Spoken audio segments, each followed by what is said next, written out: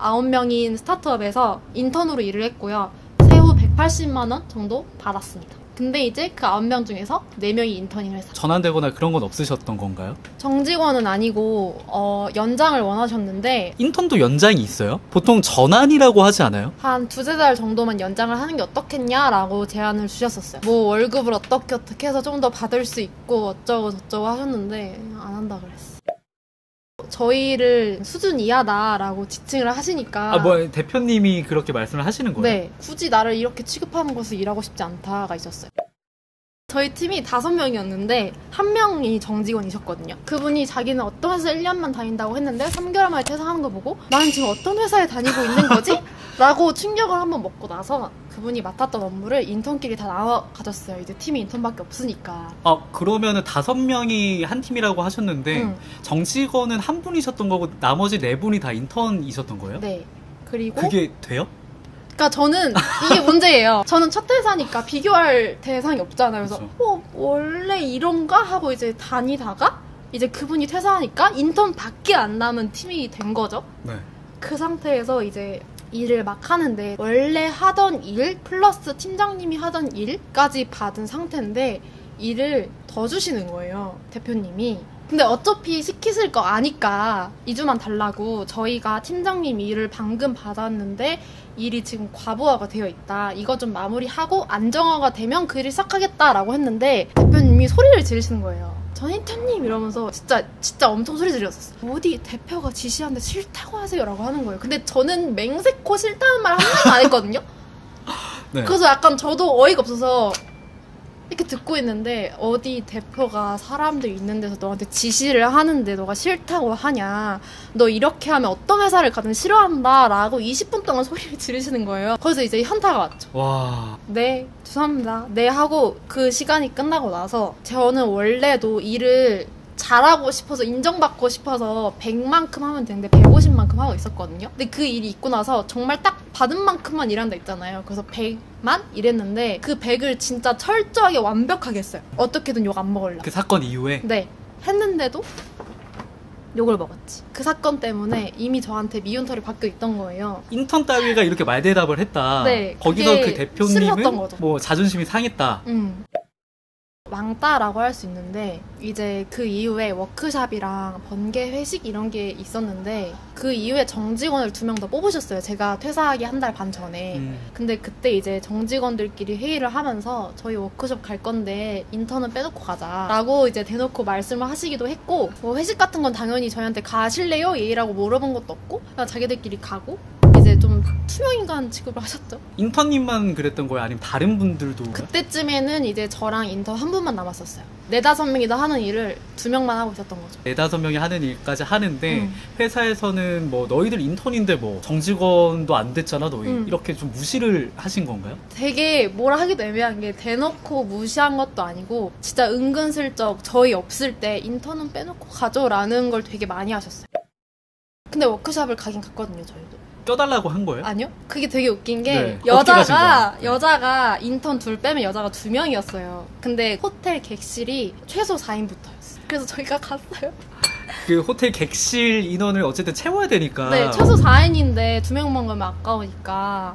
어차피 쓰는 돈 그냥 쓰자. 네. 협박이요? 네, 협박을 다 했었는데 네. 따로 저를 부르시더라고요. 그래서 오잉? 하고 이제 난 그때부터 철저하게 100% 일하고 있었으니까 막 갔는데 진짜 딱 이렇게 앉으면서 저를 보지도 않고 인턴님 레퍼런스 체크가 뭔지 아세요? 라고 하시는 거예요. 레퍼런스 체크? 네, 그때 이 얘기를 다시 꺼내신 거죠. 어디 인턴이 대표한테 싫다고 하냐. 저는 그때까지 너무 어이가 없는 거예요. 아니 그때 이미 20분 동안 나한테 소리 지르면서 얘기해놓고 다시 얘기를 한다고 해서 계속 듣고 있었는데 인턴님 그렇게 행동하시면 어딜 가든 싫어해요 라고 하면서 얘기를 한 게 인턴님이 어디 회사 이직하려고 할 때 저한테 전화 오는 거예요. 인턴님이 여기서 어땠냐고. 뭐지 나 지금 협박당하는 건가? 이렇게 하고 있는데 가스라이팅이네. 거기서 얘기를 한 게 제가 그렇게 인턴님이 다른 회사 갈 때 저한테 전화가 오면 제가 뭐라고 말할 것 같으세요? 라고 얘기를 해서 이제 벙 쪘죠. 근데 엄청 인턴 입장에서는 겁나는 멘트잖아요. 네. 막 나 이제 이 업계에서 발을 못 담그는 건가? 업계 퇴출인가 막 이런 느낌 드니까. 정말 그런 식으로 얘기를 하시니까 그래서 전화해줬던 사람 중에 회사 잘 간 사람 많다. 제 친구가 인사팀 인턴이었어요. 다른 회사 대기업 인사팀 인턴. 레퍼런스체크를 하고 있는 애라서 물어봤는데 인턴은 그런 거 잘 안 하는데? 이러면서 그래서 너무 화나가지고 이럴 거면 자르던가. 그렇게 마음에 안 들면 자르면 되지. 굳이 대표가 인턴을 앉혀놓고 30분 동안 레퍼런스 체크 뭔지 아냐 협박을 해야 한다. 만약에 전 인턴님을 마음에 안 들어 하셨으면은 만약에 제가 그때 계약이 끝나고 나가는 상황이었으면 A 업무에 대해서 제대로 할 줄 아는 사람이 없었어요. 그러니까 제가 이제 마지막 남은 유일한 사람이었는데 저까지 나가면 이제 남은 사람들이 물어볼 사람이 없어지는 거죠. 사수가 없어진다라고 하긴 애매한 게 저는 인턴이었고 나머지 과장이랑 팀장님이셨거든요. 새로 들어오신 분들이. 그러다 보니까 정직원 시켜주기는 싫고 인턴으로 좀 더 활용 가치가 있으니까 2-3달 더 해주는 거 어떠냐. 인사팀에서 저한테 연장하면은 실업급여 받을 수 있게 뭐 해주겠다라고 회유를 하시더라고요. 진짜 누가 일하고 싶겠어요. 대표는 나한테 레퍼런스 체크 뭔지 아냐 그러고 그 팀장 폭언하고 인턴은 빼놓고 가자 대놓고 얘기하고 이미 새로 들어온 정직원들 앞에서 그렇게 얘기를 한 거면 정직원들도 저를 어떻게 생각을 하겠어요. 장염 걸리고 제가 코피가 진짜 안 나는데 코피도 나고. 회사에서 코피가 나요? 네. 인턴이? 네.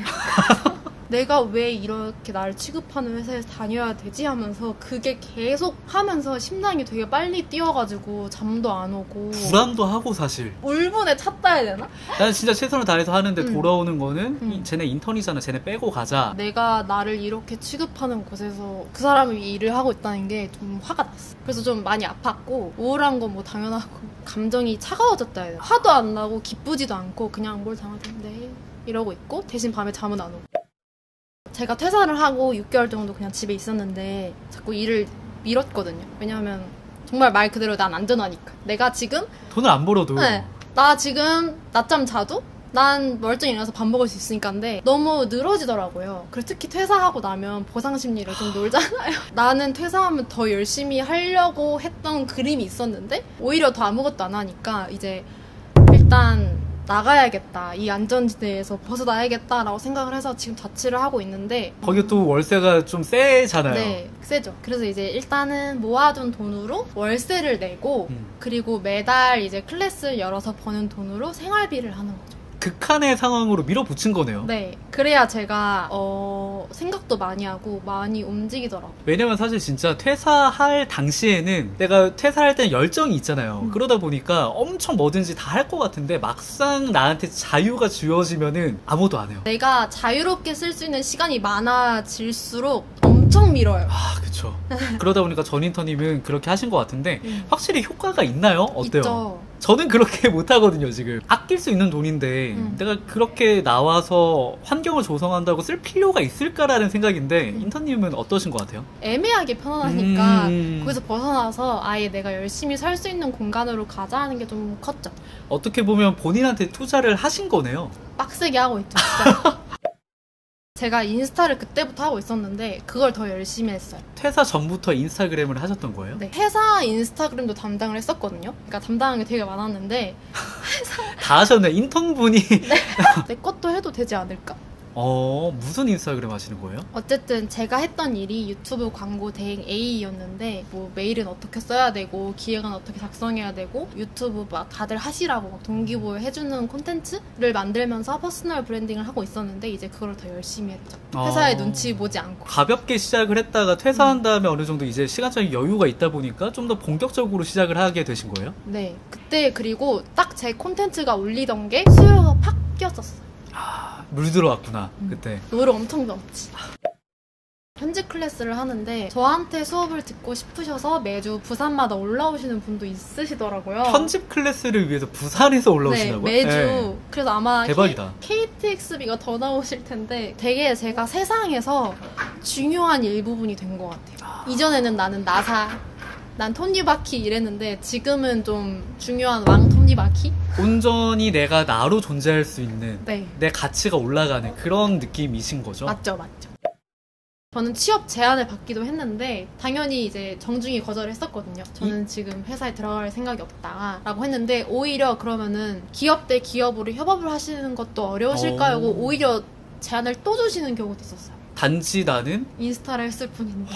어떻게 보면 이게 진짜 말도 안 되는 내 PR 수단인 거네요. 내 맞아요. 컨텐츠가 나를 홍보하는 수단이 되는 거네요. 그때 좀 기분이 좋았던 게 코로나가 좀 다시 심해질 때라서 취업 난이다가 막 이러고 막 이렇게 기사 나오고 친구들도 취업 계속 면접 떨어진다라고 했는데 나는 입사 제안을 오히려 받았으니까 약간 뿌듯하게 있었지.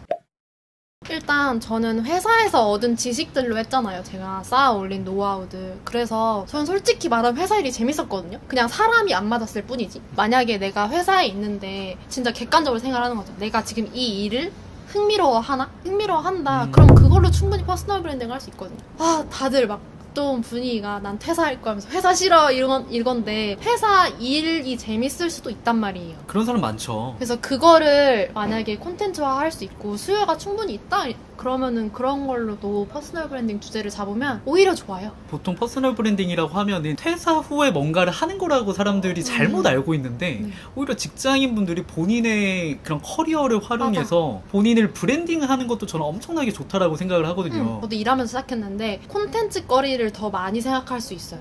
진짜 이 세세한 것까지 놓치지 않고 다 가져와서 나한테 흡수를 시켜서 다시 콘텐츠로 만들 수 있어요. 그러면 진짜 내가 회사 안에서 뿐만이 아니라 회사 밖에서도 내 몸값이 올라가는 거니까. 그쵸.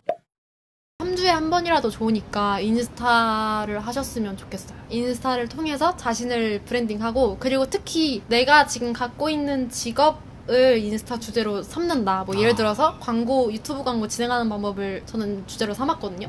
그게 제 일이었고 그러면 이제 내가 어떤 걸 콘텐츠로 만들 수 있을까라는 생각을 갖고 회사에서 일하면서 콘텐츠가 될 수 있는 소재들을 최대한 많이 모으고 좀 정리해 두셨으면 좋겠어요. 그리고 이게 너무 좋은 게 컨텐츠로 기록해 놓으면은 내가 까먹을 수 있는 내 모습이나 노하우나 정보들도 다 남겨놓게 되는 거니까 어떻게 보면 나를 위한 기록 장치인 거죠. 맞죠. 새삼 진짜 나 잘했다라고 생각한 게 퇴사할 때쯤엔 진짜 정말 세세하게 다 적어놨거든요. 매일 한 글자까지. 그런 게 되게 지금 도움이 되더라고요. 채널을 2개 하고 있어요. 전인턴 채널이랑 전인턴 오프라인 채널을 하고 있는데 전인턴 채널은 더 많이 줄 수 있는 정보를 올리고 있는데 소속사가 없는 크리에이터 분들도 브랜디드 협업 매끈하게 진행하실 수 있도록 하는 콘텐츠를 많이 만들고 있고 전인턴 오프라인 채널을 좀 시작한 지 얼마 안 돼서 거기를 좀 많이 빌딩해보고 싶어요. 오프라인 채널에서 뭐 어떤 거 하는 거예요? 정말 1인 기업 혹은 크리에이터들이 최고의 몰입을 할 수 있는 공간인데 솔직히 코리밍하우스라는 거 처음 들어보셨죠? 그쵸. 이제 이런 분들이 많으셔서 코리밍하우스도 알리면서 퇴사 후에 정확히 어떻게 먹고 살지? 라는 불안감이 있으신 분들에게 조금이나마 전 이렇게 살아요? 보여드릴 수 있는 말 그대로 라이프 스타일을 보여주시는 거네요. 네.